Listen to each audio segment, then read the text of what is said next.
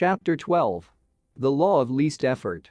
In his award-winning book, Guns, Germs, and Steel, anthropologist and biologist Jared Diamond points out a simple fact. Different continents have different shapes. At first glance, this statement seems rather obvious and unimportant, but it turns out to have a profound impact on human behavior. The primary axis of the Americas runs from north to south. That is, the landmass of North and South America tends to be tall and thin, rather than white and fat. The same is generally true for Africa. Meanwhile, the landmass that makes up Europe, Asia, and the Middle East is the opposite. This massive stretch of land tends to be more east-west in shape. According to Diamond, this difference in shape played a significant role in the spread of agriculture over the centuries. When agriculture began to spread around the globe, farmers had an easier time expanding along east-west routes than along north-south ones. This is because locations along the same latitude generally share similar climates, amounts of sunlight and rainfall, and changes in season. These factors allowed farmers in Europe and Asia to domesticate a few crops and grow them along the entire stretch of land from France to China. The shape of human behavior.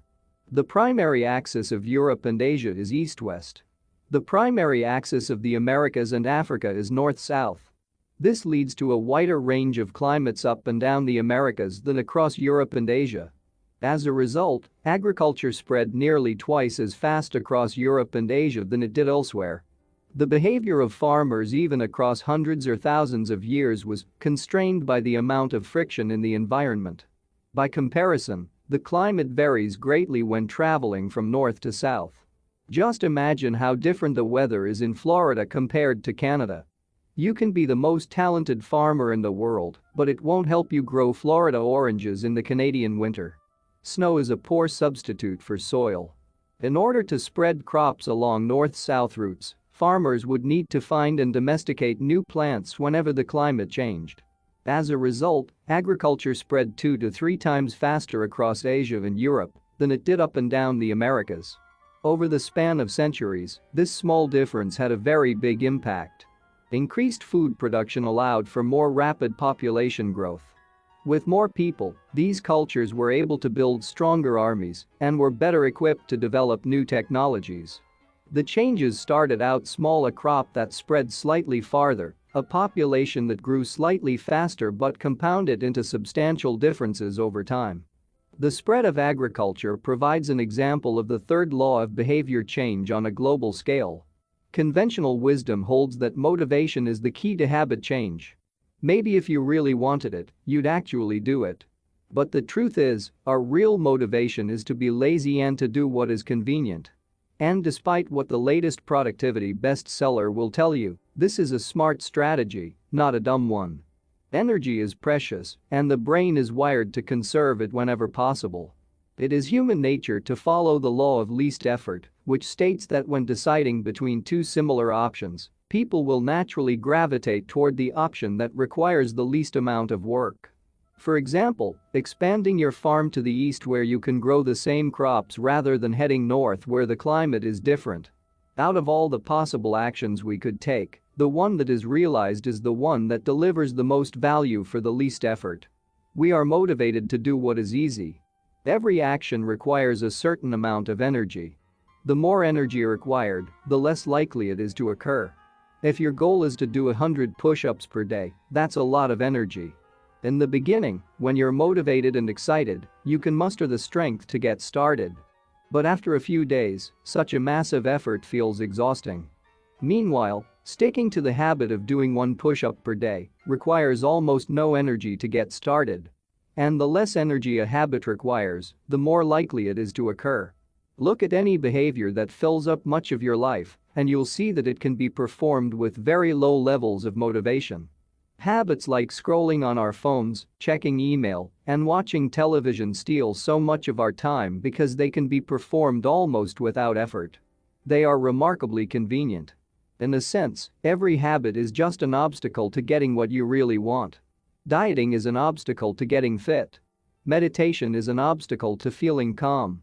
Journaling is an obstacle to thinking clearly. You don't actually want the habit itself. What you really want is the outcome the habit delivers. The greater the obstacle that is, the more difficult the habit, the more friction there is between you and your desired end state. This is why it is crucial to make your habits so easy that you'll do them even when you don't feel like it. If you can make your good habits more convenient, you'll be more likely to follow through on them. But what about all the moments when we seem to do the opposite? If we're also lazy, then how do you explain people accomplishing hard things like raising a child or starting a business or climbing Mount Everest? Certainly, you are capable of doing very hard things. The problem is that some days you feel like doing the hard work, and some days you feel like giving in. On the tough days, it's crucial to have as many things working in your favor as possible so that you can overcome the challenges life naturally throws your way. The less friction you face, the easier it is for your stronger self to emerge. The idea behind Make It Easy is not to only do easy things. The idea is to make it as easy as possible in the moment to do things that pay off in the long run. How to achieve more with less effort. Imagine you are holding a garden hose that is bent in the middle. Some water can flow through, but not very much.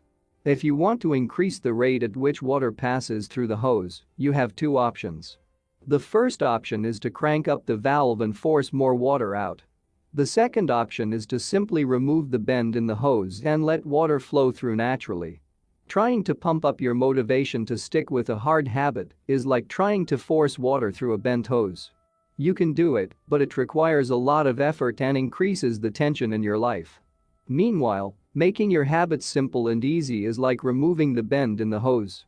Rather than trying to overcome the friction in your life, you reduce it. One of the most effective ways to reduce the friction associated with your habits is to practice environment design.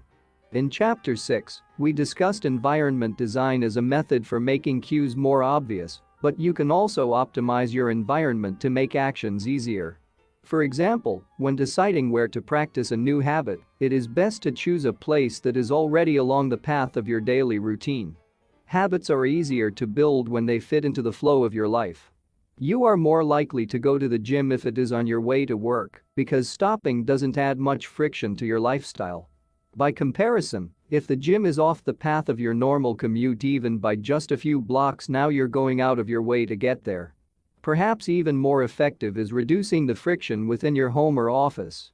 Too often, we try to start habits in high-friction environments. We try to follow a strict diet while we are out to dinner with friends. We try to write a book in a chaotic household. We try to concentrate while using a smartphone filled with distractions. It doesn't have to be this way. We can remove the points of friction that hold us back. This is precisely what electronics manufacturers in Japan began to do in the 1970s. In an article published in The New Yorker titled "Better All the Time," James Suroiki writes, Japanese firms emphasized what came to be known as lean production, relentlessly looking to remove waste of all kinds from the production process, down to redesigning workspaces. So workers didn't have to waste time twisting and turning to reach their tools. The result was that Japanese factories were more efficient and Japanese products were more reliable than American ones. In 1974, service calls for American-made color televisions were 5 times as common as for Japanese televisions. By 1979, it took American workers 3 times as long to assemble their sets. I like to refer to this strategy as addition by subtraction. The Japanese companies looked for every point of friction in the manufacturing process and eliminated it. As they subtracted wasted effort, they added customers and revenue. Similarly, when we remove the points of friction that sap our time and energy, we can achieve more with less effort. This is one reason tidying up can feel so good. We are simultaneously moving forward and lightening the cognitive load our environment places on us. If you look at the most habit-forming products, you'll notice that one of the things these goods and services do best is remove little bits of friction from your life. Meal delivery services reduce the friction of shopping for groceries. Dating apps reduce the friction of making social introductions. Ride-sharing services reduce the friction of getting across town. Text messaging reduces the friction of sending a letter in the mail. Like a Japanese television manufacturer redesigning their workspace to reduce wasted motion, successful companies design their products to automate, eliminate, or simplify as many steps as possible. They reduce the number of fields on each form. They pare down the number of clicks required to create an account. They deliver their products with easy-to-understand directions or ask their customers to make fewer choices. When the first voice-activated speakers were released, products like Google Home, Amazon Echo, and Apple HomePod, I asked a friend what he liked about the product he had purchased. He said it was just easier to say play some country music than to pull out his phone, open the music app, and pick a playlist. Of course, just a few years earlier, having unlimited access to music in your pocket was a remarkably frictionless behavior compared to driving to the store and buying a CD. Business is a never-ending quest to deliver the same result in an easier fashion. Similar strategies have been used effectively by governments. When the British government wanted to increase tax collection rates, they switched from sending citizens to a web page where the tax form could be downloaded to linking directly to the form. Reducing that one step in the process increased the response rate from 19.2% to 23.4%. For a country like the United Kingdom, those percentage points represent millions in tax revenue. The central idea is to create an environment where doing the right thing is as easy as possible. Much of the battle of building better habits comes down to finding ways to reduce the friction associated with our good habits and increase the friction associated with our bad ones. Prime the environment for future use. Oswald Knuckles is an IT developer from Natchez, Mississippi. He is also someone who understands the power of priming his environment. Knuckles dialed in his cleaning habits by following a strategy he refers to as resetting the room.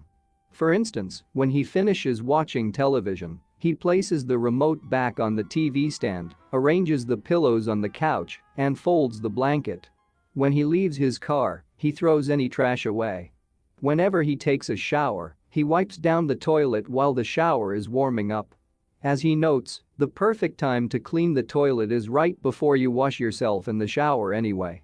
The purpose of resetting each room is not simply to clean up after the last action, but to prepare for the next action.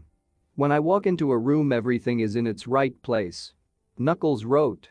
Because I do this every day in every room, stuff always stays in good shape. People think I work hard, but I'm actually really lazy. I'm just proactively lazy. It gives you so much time back. Whenever you organize a space for its intended purpose, you are priming it to make the next action easy. For instance, my wife keeps a box of greeting cards that are pre-sorted by occasion: birthday, sympathy, wedding, graduation, and more. Whenever necessary, she grabs an appropriate card and sends it off. She is incredibly good at remembering to send cards because she has reduced the friction of doing so. For years, I was the opposite. Someone would have a baby and I would think, I should send a card. But then weeks would pass and by the time I remembered to pick one up at the store, it was too late. The habit wasn't easy. There are many ways to prime your environment so it's ready for immediate use. If you want to cook a healthy breakfast, place the skillet on the stove, set the cooking spray on the counter, and lay out any plates and utensils you'll need the night before. When you wake up, making breakfast will be easy. Want to draw more? Put your pencils, pens, notebooks, and drawing tools on top of your desk, within easy reach. Want to exercise? Set out your workout clothes, shoes, gym bag, and water bottle ahead of time. Want to improve your diet? Chop up a ton of fruits and vegetables on weekends and pack them in containers so you have easy access to healthy, ready-to-eat options during the week. These are simple ways to make the good habit the path of least resistance. You can also invert this principle and prime the environment to make bad behaviors difficult. If you find yourself watching too much television, for example, then unplug it after each use. Only plug it back in if you can say out loud the name of the show you want to watch. This setup creates just enough friction to prevent mindless viewing. If that doesn't do it, you can take it a step further. Unplug the television and take the batteries out of the remote after each use, so it takes an extra 10 seconds to turn it back on. And if you're really hardcore, move the television out of the living room and into a closet after each use. You can be sure you'll only take it out when you really want to watch something. The greater the friction, the less likely the habit. Whenever possible, I leave my phone in a different room until lunch. When it's right next to me, I'll check it all morning for no reason at all. But when it is in another room, I rarely think about it. And the friction is high enough that I won't go get it without a reason. As a result, I get 3 to 4 hours each morning when I can work without interruption. If sticking your phone in another room doesn't seem like enough, tell a friend or family member to hide it from you for a few hours. Ask a coworker to keep it at their desk in the morning and give it back to you at lunch. It is remarkable how little friction is required to prevent unwanted behavior. When I hide beer in the back of the fridge where I can't see it, I drink less. When I delete social media apps from my phone, it can be weeks before I download them again and log in. These tricks are unlikely to curb a true addiction, but for many of us, a little bit of friction can be the difference between sticking with a good habit or sliding into a bad one. Imagine the cumulative impact of making dozens of these changes and living in an environment designed to make the good behaviors easier and the bad behaviors harder. Whether we are approaching behavior change as an individual, a parent, a coach, or a leader, we should ask ourselves the same question. How can we design a world where it's easy to do what's right? Redesign your life so the actions that matter most are also the actions that are easiest to do. Chapter Summary. Human behavior follows the law of least effort. We will naturally gravitate toward the option that requires the least amount of work. Create an environment where doing the right thing is as easy as possible. Reduce the friction associated with good behaviors. When friction is low, habits are easy. Increase the friction associated with bad behaviors. When friction is high, habits are difficult. Prime your environment to make future actions easier.